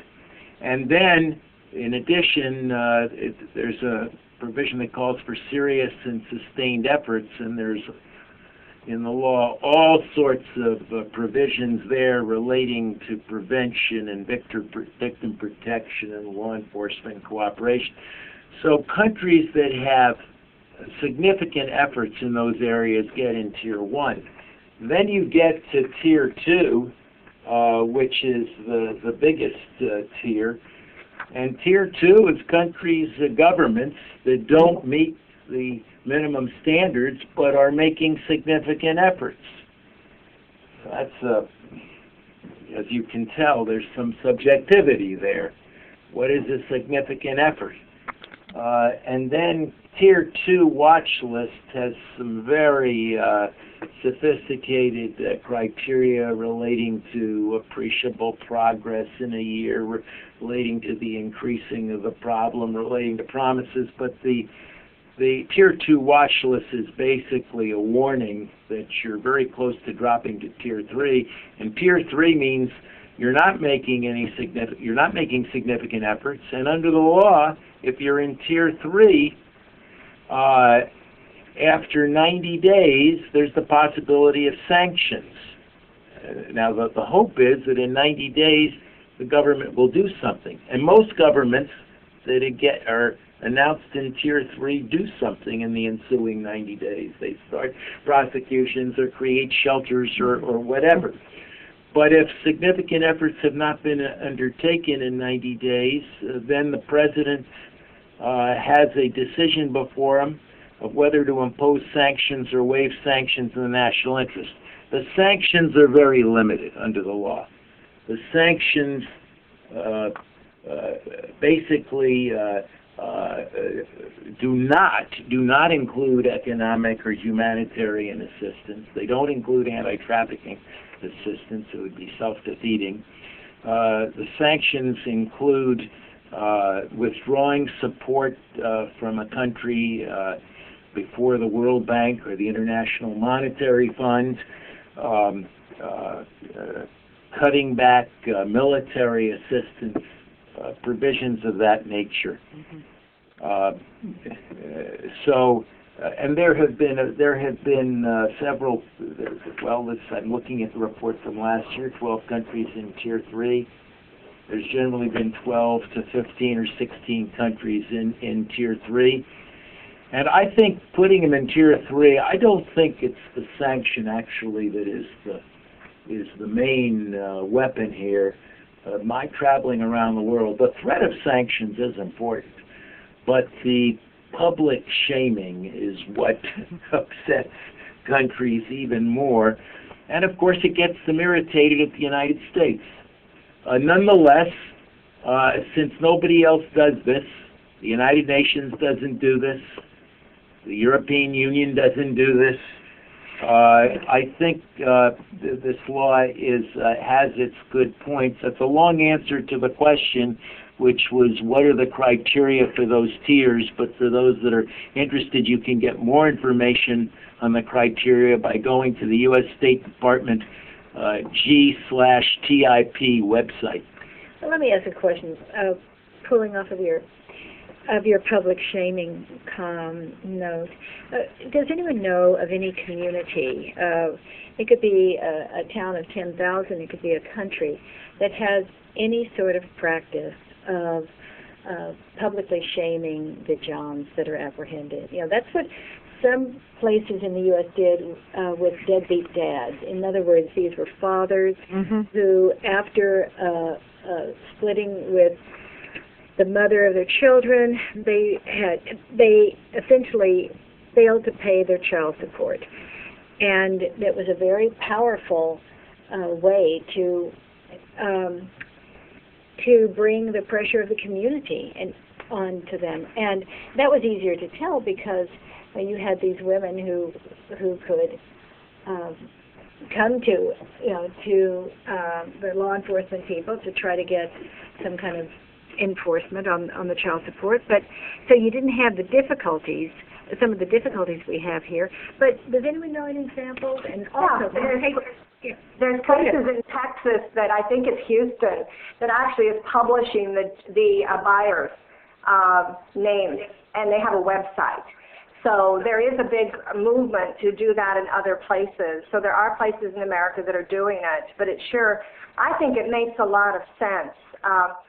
What I found in Las Vegas when we just released Clearwater, Florida, and Las Vegas, Nevada, was that they have John schools, but as long as the man goes to a John school, sorry John, but they would then not release their name and have them pay a fine. Then I asked, well, what about the buyers of children? Their answer in writing to me now has been from Metro Police in Las Vegas, is we do not distinguish between the buyers of children or adults because we use decoys that look like children. So, but they're not really children, they're adults. Therefore, we treat all buyers of sexual services the same. This is a big problem in the United States. If they're going to cover their shame with a fine and a 24-hour class, I think that we have to really look at that policy. John should be distinctly for people that buy adults, and they should do investigations for those that would buy children. Linda, but I want to say that I agree with Swanee and Ambassador Miller that public shaming would really go a long way. And I just want to add, I've been called to a vote, but Ambassador Miller, your report has had a big influence on foreign governments, because often when ambassadors come to see me, they will say, I'm on tier 1, I'm on tier 2. They're proud of it. And they're really noticing the efforts that America is making to make this a crime and to take steps to work to end it. I have to go and vote, but I will be reading the transcript. It has been a great pleasure to be part of this. Thank you, Swanee Hunt, Ambassador Hunt, for organizing it. Thank you, Carolyn Maloney. I want to add one comment to what Congresswoman Smith said on this shaming. I think when you're talking about shaming individual pimps and Johns, I would qualify it. I think there has to be a conviction here. You can't just shame somebody that's been arrested because you don't know whether they're guilty. So I think we have to respect the law enforcement process and the shaming, but after the conviction, that's a public record. Now, Congresswoman Smith said just going to a John school should not be enough, but I do have to say there's a study just coming out in the next day or two, done by Michael Shively, a gentleman in Cambridge at Abt Associates, and he evaluated the John School in San Francisco, run by Norma Hotelling, And he found that John School had a significant effect in terms of the recidivism rate. So as I say, with qualifications, I'm for individual public shaming, but I wouldn't want John Schools to be lost because there's some evidence this is a very promising practice. Yeah, but what are our numbers here? I mean, how many Johns are there, and how many John Schools? Not anywhere near enough, and they're not all run that well. But I can tell you that in San Francisco, when you see, and I don't have the study before me, but when you see that men that were arrested, and this group SAGE knew that the judges weren't likely to throw them in jail, the first offense, and said, okay, first offense, fine them and make them go to the school for a day. And I've been to it in my capacity as ambassador, I should add. I've been to that school, and the key element of the school is not just the lectures from law enforcement officials as to what's going to happen if you're convicted a second time, not just the testimony of psychologists. It's meeting. They are forced to meet and deal with and interact with trafficking victims who get across to them that they may have thought, or they may have rationalized that it's some recreational, victimless pleasure, but for most of the people they're dealing with, not necessarily all, certain publicized cases we all know about, but for most of the people that they're dealing with, they're victims. And I watch these men as they interacted. It's a very powerful moment. And so it doesn't surprise me that the recidivism rate is down around 3 or 4%. So now, you're saying, well, how many John Schools are there? Obviously, very few of the buyers who are convicted in this country go to John School. And even beyond that, you could say proportionate to the victims, very few buyers are even arrested. Right. Traditionally in the United States, the victims have been the ones that have been arrested and prosecuted. Of course, I say in the United States, I think traditionally this is true in every country of the world. Oh, can you talk to us about Sweden? Yeah. Because I'm on my way to Sweden. Oh, you're on your way to Sweden? Because of what you said. Yeah.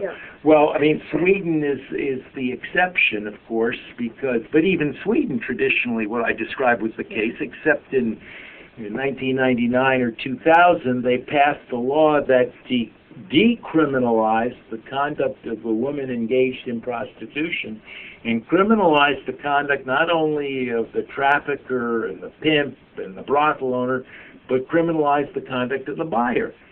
Now, I am not going to say that this has ended either sex trafficking or prostitution in Sweden. Of course it hasn't, but the evidence seems to suggest there has been a tremendous drop in the number of sex trafficking victims in Sweden.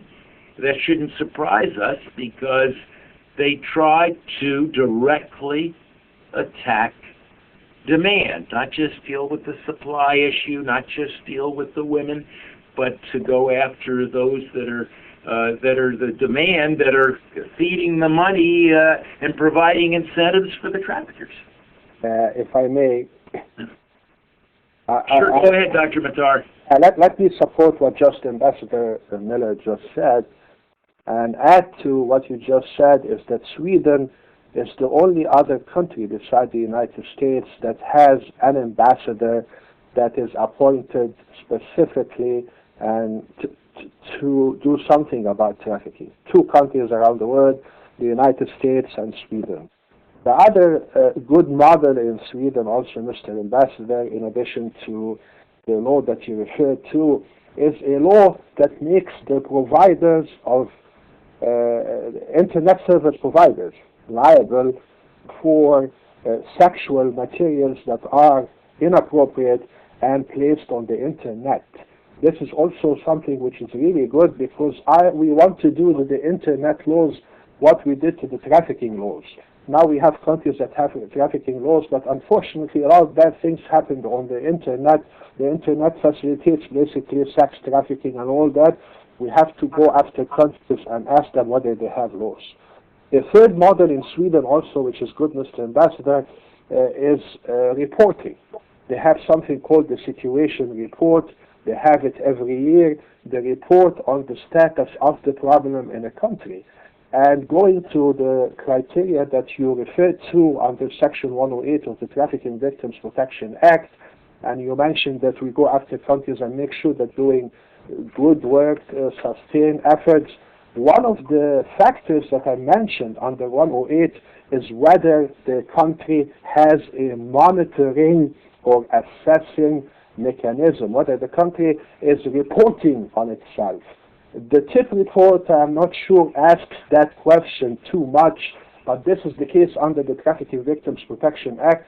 That was an amendment in 2003. It says, well, are you reporting on yourself, because we want to promote self-reporting. As to the idea of the Johns, let me just make a quick comment. The TVPA 2005 addressed for the first time the issue of prostitution as a federal issue. It did not make it a federal crime, but it made it the obligation of the federal government to enhance the capability of states to prosecute cases of trafficking, 1. 2, to educate the public. That goes to the question of Ambassador Hunt. He was asking, are these schools everywhere? The answer is no. I think under the reauthorization 2005, the intent of Congress was to enhance these schools. Unfortunately, this did not happen. Well, thank you. Thank you, Dr. Mattar. And I want to ask Linda Smith if you have a final comment in the same way that Mohamed did a bit of a wrapping up there, covering a number of issues. Well, thank you. I think you've covered so much during this time. I'm just really impressed with the quality of how this has been put together. I had one thought in closing that I have a feeling could be a little bit challenging to think about, but I've been reading through, as we work in several countries, the Trafficking Victims Protection Act from last year, or the country report from last year from the TIP office. And I got to India, and they're too on watch again and again and again. But partially they're on watch because they have so much domestic trafficking, and they have arrested and not prosecuted because of their minor, it's internal trafficking.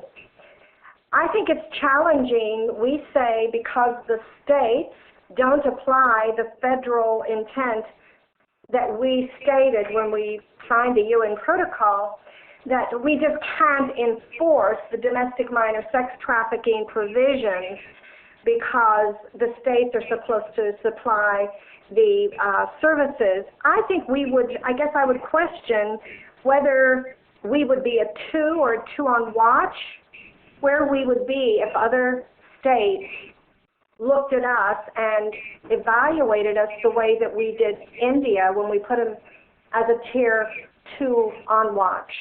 They have states also, they have application problems because of local government application. Their excuses align to what we're using with the states.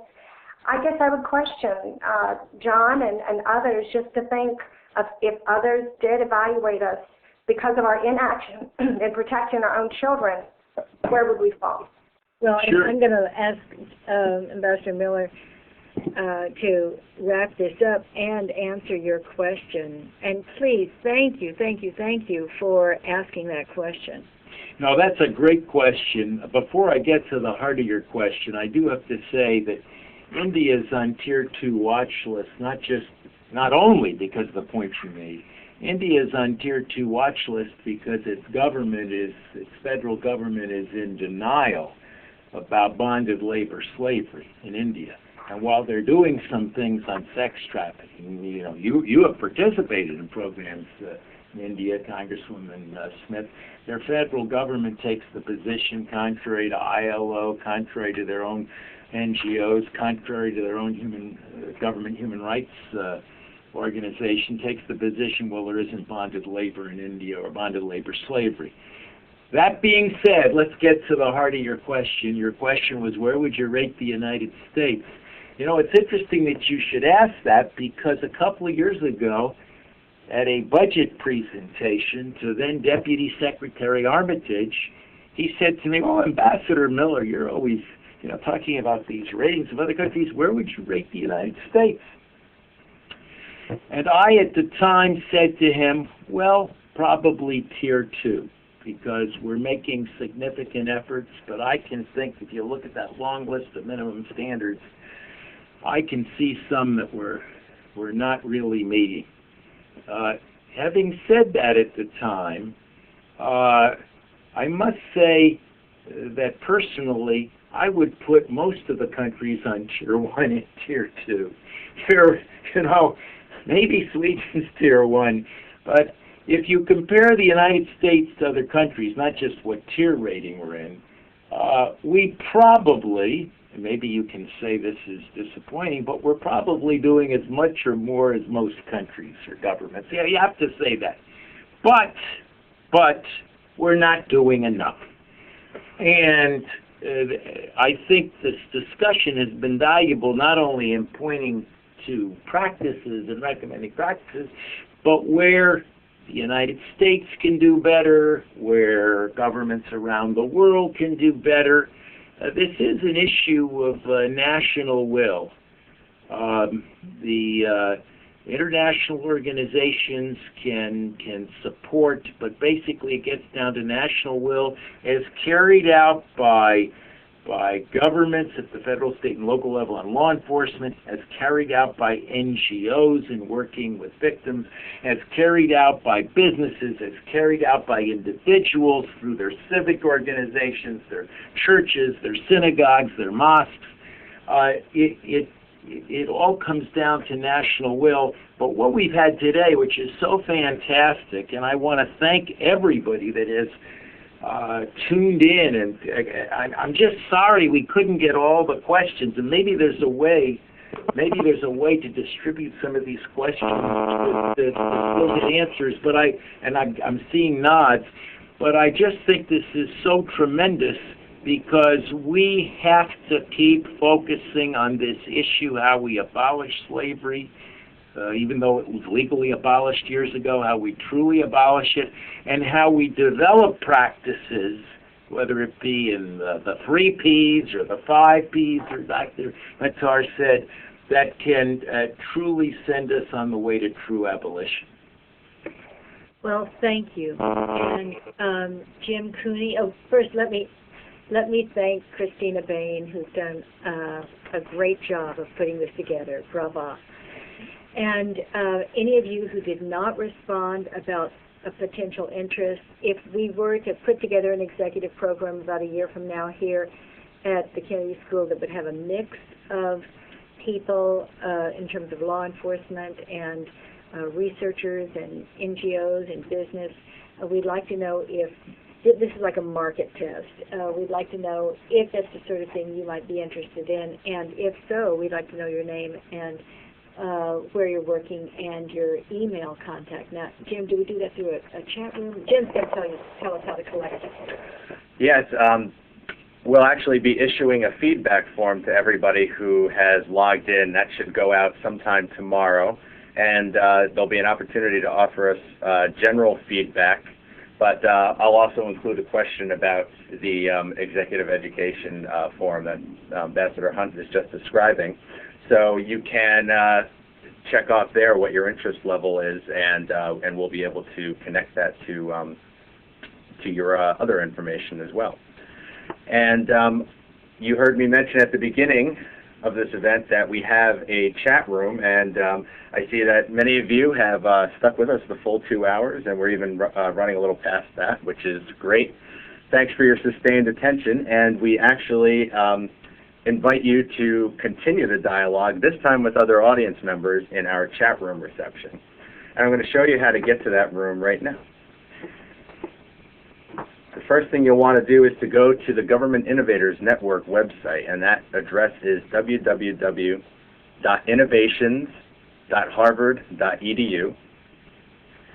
And from that home page, you'll see on the right sidebar at the very top, under What's New, Chat Room Reception, Combating International Sex Trafficking. And all you need to do is click on that link. There's nothing to be downloaded. And then type in the name you want displayed in that room and click Sign In. And from that point, you should be in our text-based chat room. And once you're in there, you can begin introducing yourself to the other folks in the room. You can share URL hyperlinks. You simply type in the URL address and it becomes a link. And wow, all right, we got some people joining right away. That's excellent. I will be monitoring this room on and off. I may break for 5 minutes just so I can clean up in our central hub here, but I will return, and I will be there for technical assistance and to encourage you folks to speak to each other. But no need to wait for me. And I'll leave those instructions up. You don't need to keep live meeting open in order to join that chat room. You can close live meeting once you're in there. Is that it? Shall we say goodbye? All right, we'll say goodbye, and thank you very, very much for joining us. And let's all go out and change the world. Thank you. Thank you.